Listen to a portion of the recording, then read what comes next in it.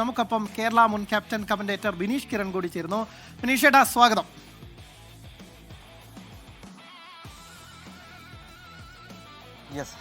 Okay, ഈ പറഞ്ഞതുപോലെ ഇതുവരെ തോൽക്കാത്ത രണ്ട് ടീമുകൾ, അതിനപ്പുറം നമ്മൾ ഒരു സ്വപ്ന ഫൈനലൊക്കെ എത്തുന്ന തരത്തിൽ കണ്ടിരുന്നതാണ് ഈ രണ്ട് ടീമുകൾ തമ്മിലുള്ള പോരാട്ടം. പക്ഷേ ഈ സീഡിങ്ങും ഗ്രൂപ്പിന്റെ നിർണയവും മറ്റു പല കാര്യങ്ങളും ഒക്കെ വെച്ച് നോക്കിയപ്പോൾ ഒടുവിൽ വന്നുപെട്ടത് സെമിയിലാണ്. ഫൈനലിനേക്കാൾ വലിയൊരു സൂപ്പർ സെമി എന്ന് പറഞ്ഞാലും തെറ്റില്ല.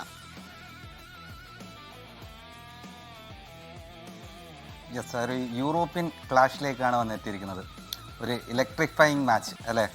ശരിക്കും ഫിഫ റാങ്കിങ് ഒക്കെ വെച്ച് നോക്കുമ്പോൾ 1-3 മാത്രമല്ല രണ്ട് അറ്റാക്കിംഗ് ഫുട്ബോൾ ടീമുകൾ തമ്മിലാണ് മത്സരിക്കുന്നത്. എന്തായാലും ഇലക്ട്രിഫൈങ് മാച്ച് തന്നെയായിരിക്കും. വളരെ ആവേശത്തോടു കൂടി തന്നെ ഈ മത്സരത്തിനെ നോക്കിക്കാണുന്നു. ഓക്കെ, ഈ പറഞ്ഞതുപോലെ തന്നെ ഗോൾ അടിച്ചു കൂട്ടുന്ന ഫ്രാൻസും ഗോൾ വഴങ്ങാൻ മടിയുള്ള സ്പെയിനും, അങ്ങനെ വേണമെങ്കിൽ ഒറ്റവാക്കിൽ ഇരു ടീമുകളുടെയും പ്രകടനത്തെ വിശേഷിപ്പിക്കാം.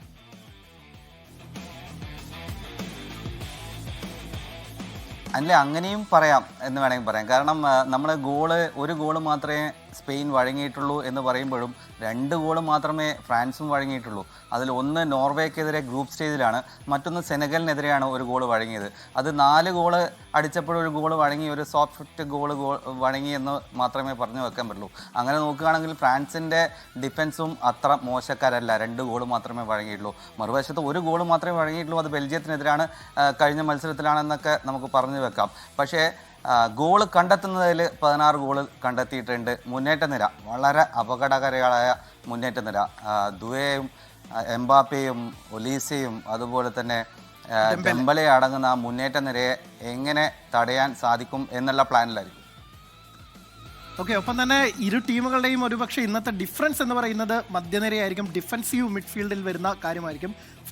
കഴിഞ്ഞ തവണ ഫ്രാൻസിൻ്റെ കഴിഞ്ഞ 2 ലോകകപ്പിലെ ഏറ്റവും നിർണായകം അവരുടെ കാൻഡേ ആയിരുന്നു. പക്ഷേ കാൻഡേക്ക് ഇത്തവണ 1 മിനിറ്റ് പോലും കൊടുക്കുന്നില്ല. പകരം ഷൗമേനിയെ കൊണ്ടുവന്നു. ഷൗമേനിയെ പിന്നെ മാറ്റുന്നു. അവിടെ കോനിയാണ് ഇപ്പോൾ കളിക്കുന്നത്. ഒപ്പം തന്നെ റാബിയോ എന്ന് പറയുന്ന ഒരു പഴയ പടക്കുതിരയിൽ തന്നെ വീണ്ടും വിശ്വാസം ഉറപ്പിക്കുകയാണ് ദശാംസ്. അതേസമയം ഇപ്പുറത്ത് പോകുമ്പോൾ അവിടെ മിഡ്ഫീൽഡേഴ്സിനെ തട്ടിമുട്ടി നടക്കാൻ പറ്റാത്ത അവസ്ഥയാണ്. റോഡ്രി എന്നുള്ള കരുത്തുറ്റ ഡിഫൻസീവ് മിഡ്ഫീൽഡർ, ലോകത്തെ തന്നെ ഏറ്റവും മികച്ച ഡിഫൻസീവ് മിഡ്ഫീൽഡർ കറൻലി എന്ന് വേണമെങ്കിൽ നമുക്ക് വിശേഷിപ്പിക്കാം. അതോടൊപ്പം തന്നെ ബലന്തോർ വിന്നറാണ് കൂട്ടിന് പെഡ്രി എന്ന് പറയുന്ന താരം. പെഡ്രിയെ കഴിഞ്ഞ തവണ മാറ്റി ഫാബിയൻ റൂയിസിനെ കൊണ്ടുവന്നു. അപ്പോൾ അതാണ് അവരുടെ ഒരു സ്ട്രെങ്ത്. അപ്പോൾ അവിടെ മാത്രം വേണമെങ്കിൽ ഒരു അപ്പർ ഹാൻഡ് നമുക്ക് സ്പെയിനിന് കൊടുക്കേണ്ടി വരും. അതിലെ 2 ടീമിലും ഈ ഒരു ചെറിയ കൺഫ്യൂഷൻ നമുക്ക് കാണാൻ സാധിച്ചു. കഴിഞ്ഞ മത്സരത്തിൽ സ്പെയിൻ നിർണായക മത്സരത്തിൽ പെദ്രിക്ക് പകരം ഫാബിയൻ റൂയിസിനെ കൊണ്ടുവന്നു, അദ്ദേഹം ഗോൾ കണ്ടെത്തുന്നു. അതേപോലെ തന്നെ മറുവശത്ത് ഫ്രാൻസ് ചുവമെനിക്ക് പകരം കോണിനെ കൊണ്ടുവരുന്നു, അദ്ദേഹം ഫോമിലേക്ക് വരുന്നു. ഇന്ന് ആര് ഫസ്റ്റ് 11 വരും എന്നുള്ളത് വളരെ നിർണായകമായൊരു ചോദ്യചിഹ്നമാണ്. അത് എനിക്ക് തോന്നുന്നു ഓൺ ദ ഫീൽഡ് മാത്രമേ കാണാൻ സാധിക്കുകയുള്ളൂ. കാരണം വരുന്നവരെല്ലാം ഫോമിലേക്ക് വരുന്നു, ഏറ്റവും മികച്ച ഫുട്ബോൾ കാഴ്ചവെക്കുന്നു.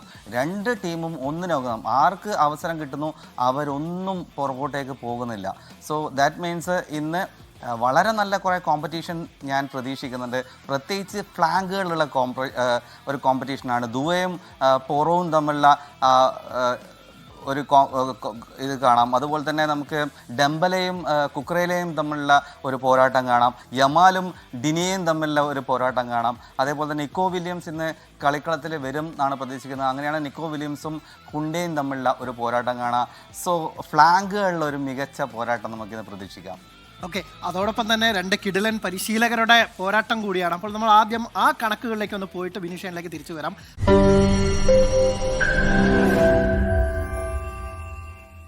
ലോകത്തെവിടെയായാലും ഏത് സമയത്തും 24 വാർത്തകളും ഓഗ്മെന്റഡ് റിയാലിറ്റി പാക്കേജുകളും എക്സ്പ്ലെയിനറുകളും വിശദമായി കാണാൻ ഞങ്ങളുടെ യൂട്യൂബ് ചാനൽ നിങ്ങൾക്ക് സബ്സ്ക്രൈബ് ചെയ്യാം.